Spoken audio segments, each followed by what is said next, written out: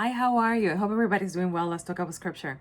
The scripture readings this weekend have been taken from the book of Job, from the first letter to the Corinthians, and from the Gospel of Mark. And in them, we see the value of our contributions. We see the value of our time here on earth. The book of Job presents us this painful prayer from Job to the Lord. And at one point, he says to the Lord, "Remember, Lord, that my life is like the wind." In another translation, it says, "Remember, Lord, my life is like a breath." With that, he's saying to the Lord, hey, my life is short. And look what I'm going through. I want to be more than this. I want to do more than this. I want to be more than a suffering human being, in other words. It resonates with us because it tells us something that is really true, which is that honestly, our life is short and we have a limited capacity, a limited amount of time to accomplish many things. So if life is like the wind, what do we do with it? We are here, but how long? What are our priorities? That tone of urgency is also expressed by Paul, and we will later see it in Jesus. Paul tells to the Corinthians, "Woe to me if I do not preach it." By that he means the gospel. And immediately it made me think about the title of one of the discourses of Martin Luther King. And I have to admit and confess that I never read the dialogue before the discourse, but the title always attracted me by saying the fierce urgency of now. When we get into the text, he says, we are confronted by the fierce urgency of now. So when we realize the time that we have to do what we want to do, we realize that time is short. And when we realize that time is short, we feel the sense of urgency.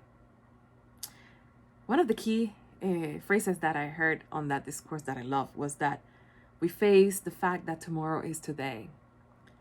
Yeah. And then he says later on, there is such thing as being too late. Procrastination is the thief of time.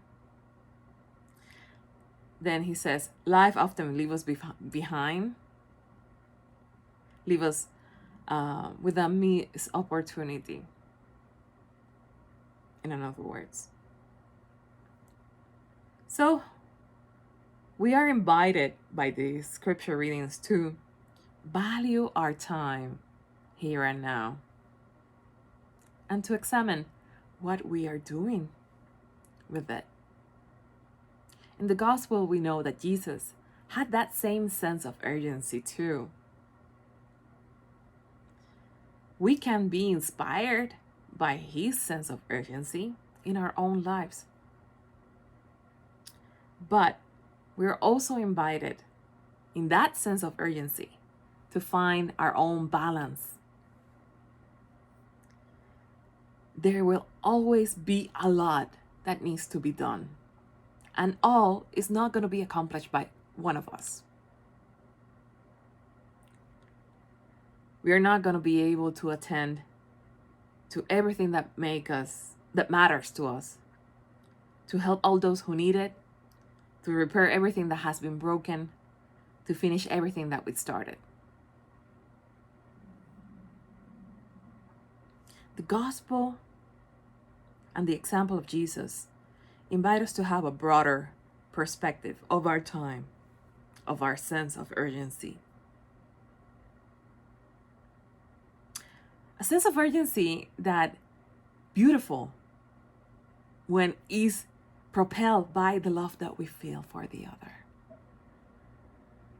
Jesus went to the synagogue to preach, but then he went to rest and went to the house of Simon, Peter, and Andrew. But while resting, he was aware of the other because he noticed that Peter's mother-in-law was ill and healed her.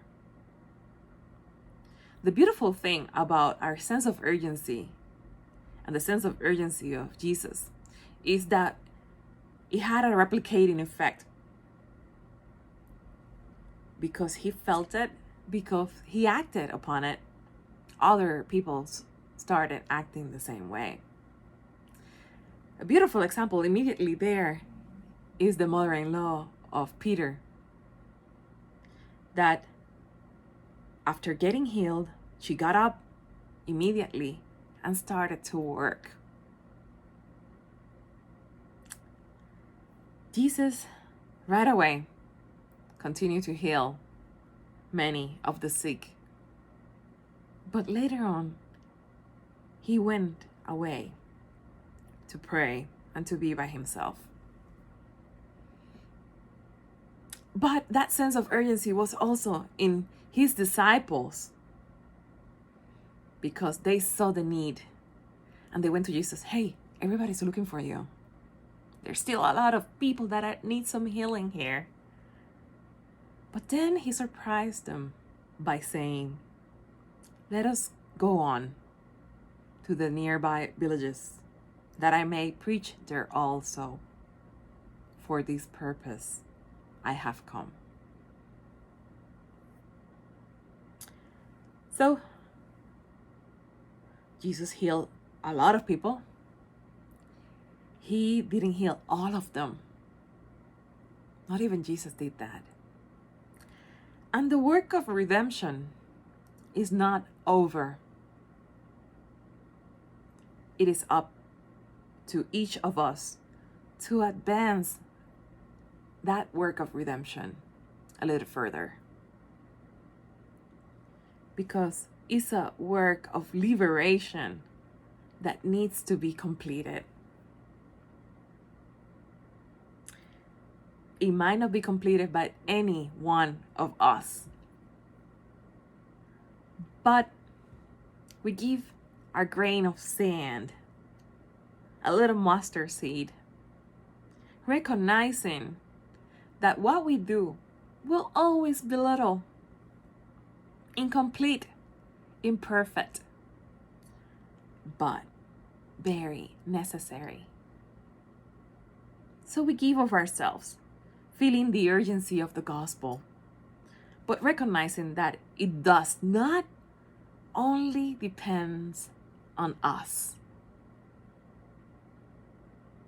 That like Jesus, we also need rest, but not to be rigid in our rest, so that we do not see the needy. That like Jesus, we need time for prayer and recollection and solitude, but not to renounce to our ministry, but to recharge our inner soul batteries and continue. That like Jesus, we're invited to help others, but in doing so, recognizing that we will not be able to help all of them. That like Jesus, we can care for the body, but we also are called to care of our mind and our soul. That like Jesus, we recognize that our example has a replicative power, multiplicating power. And that is beautiful, to inspire others to give of themselves. We all have many gifts, many abilities. But if the only thing that we can do in this life is to love, that's fine. Because loving is preaching the gospel too. woe to me if I do not preach it. May God bless you all, and let us be saints.